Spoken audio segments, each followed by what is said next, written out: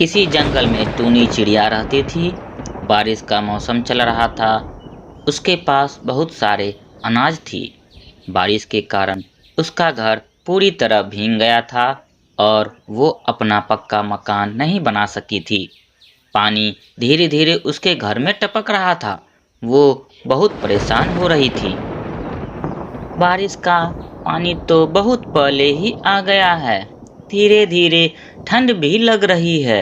मैं अपना पक्का घोंसला नहीं बना सकी। अब मैं क्या करूं? बारिश का पानी तो सीधे मेरे घोंसले में आ रहा है और धीरे धीरे घर के अंदर टपक रहा है। अब मुझे किसी की मदद लेनी ही चाहिए, नहीं तो मेरा घर पूरी तरह भीग जाएगा और जो अनाज है वो भी भीग जाएगा। टूनी चिड़िया कुछ अनाज लेकर उड़ने लगती है और किसी से मदद लेने चली जाती है।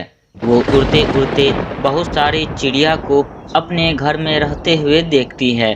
उन्हें देखकर वो बहुत खुश हो जाती है। उड़ते उड़ते वो कार कौवा के घर के बाहर आ जाती है और उनके घर में पहले से ही बहस हो रही थी। घोड़ी कौवा, उठिए और मुझे कुछ खाने को दीजिए। मेरे पेट में बहुत जोरों से चूहे कूद रहे हैं। तुम्हें पता भी है मुझे कब से भूख लगी है। सुन रही हूँ आपकी आवाज़। मैं बहरी नहीं हूँ। मैं क्या करूँ?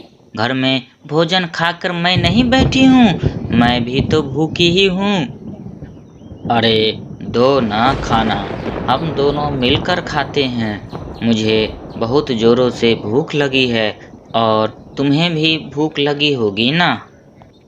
अच्छा, यहाँ क्या अनाज हमारे घर में उगते हैं? यहाँ अनाज का एक दाना भी नहीं है। कहाँ से तुम्हें खाना दूँ? मेरे पेट में भी तो चूहे कूद रहे हैं। अरे यह बारिश भी रुकने का नाम भी नहीं ले रही है। काश अनाज खुद हमारे घर चलकर आता और दरवाजा खटखटा कर कहता, दरवाजा खोलिए, मैं आ गया हूँ आप दोनों के पेट में जाने के लिए। तभी दरवाजे पर टूनी चिड़िया दस्तक देती है और जोरों से आवाज लगाने लगती है। अरे गोरी कौवा, अरे काला कौवा, दरवाजा खोलिए। मैं बाहर बारिश में भीग रही हूँ और बाहर काफ़ी ज़्यादा ठंड है। कृपया करके मुझे अंदर ले लीजिए। तभी काला कौवा और उसकी पत्नी काली कौवी को आवाज़ सुनाई दी। आवाज़ सुनते ही काला कौवा बाहर आता है और बोलता है, अरे टूनी चिड़िया, तुम यहाँ इतनी बारिश में क्या कर रही हो? तुम्हें और कोई काम वाम नहीं है क्या जो इतनी बारिश में इधर उधर घूम रही हो? नहीं नहीं काला कौवा भैया, ऐसी बात नहीं है। मुझे अपने घोंसले में ले लीजिए। मेरे घोंसले के अंदर पानी आ गया है और बारिश के कारण पानी धीरे धीरे टपक रहा है और घर के अंदर जितने भी अनाज थे वो पूरी तरह भीग गए हैं। बारिश खत्म होते ही मैं यहाँ से चली जाऊंगी। काला कौवा बहुत ही लालची किस्म का पक्षी था, इसीलिए वो टूनी चिड़िया को घर के अंदर नहीं लेना चाहता था। तभी कार कौवा को टूनी चिड़िया के पास अनाज की पोटली दिखाई दिया और उससे बोलने लगा, थोड़ी देर रुको टूनी चिड़िया, मैं अभी आता हूँ अपनी भाग्यवान कार कौवी से पूछकर। तुम तब तक यहीं रहना, ठीक है? अरे भाग्यवान, बाहर टूनी चिड़िया आई है। वो बारिश में बहुत भीग रही है और उसका घर बारिश के कारण पूरी तरह भीग गया है और उसके पास जो अनाज थे वो सब भीग गए हैं और उसके पास एक छोटा सा अनाज का पोटली है। हमारे घर में बारिश रुकने तक रुकना चाहती है। क्या टूनी चिड़िया अंदर आना चाहती है? तुम्हारा दिमाग तो ठीक है ना? ये हमारा घर है, चिड़ियों की धर्मशाला नहीं। जब मन तब आए किसी पक्षी को घर के अंदर ले लूं।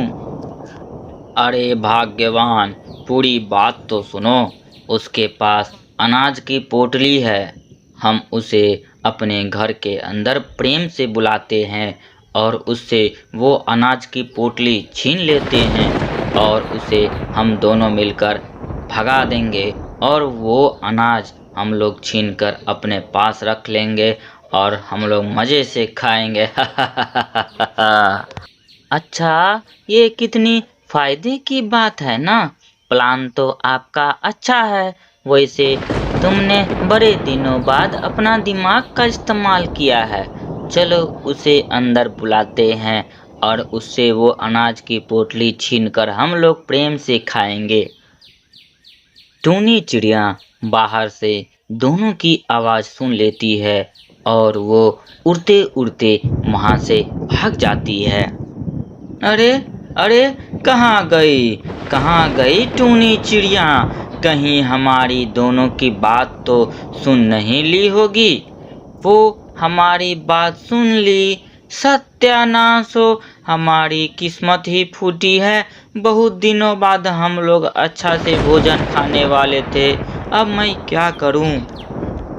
टूनी चिड़िया उड़ते उड़ते एक पेड़ की टहनी पर जाकर बैठ जाती है और टूनी चिड़िया कांटे वाले पेड़ के ऊपर आकर बैठ जाती है और सोचने लगती है, अगर मैं आज नहीं बची होती तो मेरा क्या होता।